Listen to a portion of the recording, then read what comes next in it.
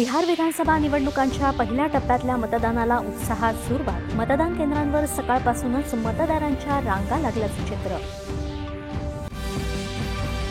केंद्रीय मंत्री पीयूष गोयल यांची न्यूझीलंडचे पंतप्रधान आणि वाणिज्य मंत्र्यांशी द्विपक्षीय संबंधांवर चर्चा।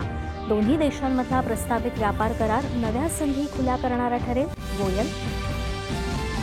पाकिस्ताननं शत्रुत्व आणि सीमापार दहशतवादाच्या माध्यमातून सिंधू पाणी कराराच्या भावनेला धक्का पोहोचवला असून वारंवार कराराचा गैरवापर केला, केंद्रीय मंत्री मनसुख मांडवीय यांची टीका। कृत्रिम बुद्धिमत्तेच्या वापरात पारदर्शकता आणत त्याचा जबाबदारीने वापर होण्यासाठी माहिती तंत्रज्ञान मंत्रालयानं जारी केली मार्गदर्शक तत्त्व। सरन्यायाधीश भूषण गवई यांच्या हस्ते मुंबई उच्च न्यायालयाच्या नव्या इमारतीचं भूमिपूजन।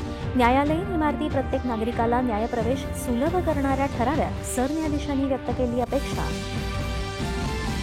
सरन्यायाधीश भूषण गवई यांच्या हस्ते मुंबईत महाराष्ट्र राष्ट्रीय विधी विद्यापीठ प्रकल्पाचा शुभारंभ।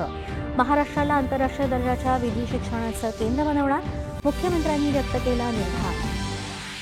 राज्य सरकारचा स्टारलिंक कंपनीसोबत इंटरनेट सुविधेसाठी करार। उपग्रहाद्वारे दुर्गम आदिवासी भागही होणार डिजिटल, मुख्यमंत्र्यांनी व्यक्त केला विश्वास।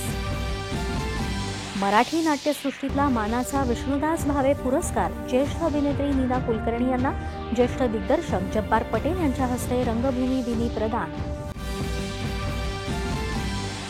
आगामी भारत दक्षिण आफ्रिका क्रिकेट कसोटी मालिकेसाठी भारतीय संघाची घोषणा। शुभमन गिलकडे कर्णधारपद, ऋषभ पंतचं पुनरागमन। आणि भारत आणि ऑस्ट्रेलिया यांच्यातल्या 5 सामन्यांच्या मालिकेतला चौथा T20 आंतरराष्ट्रीय सामना आज क्वीन्सलँडमध्ये रंगणार।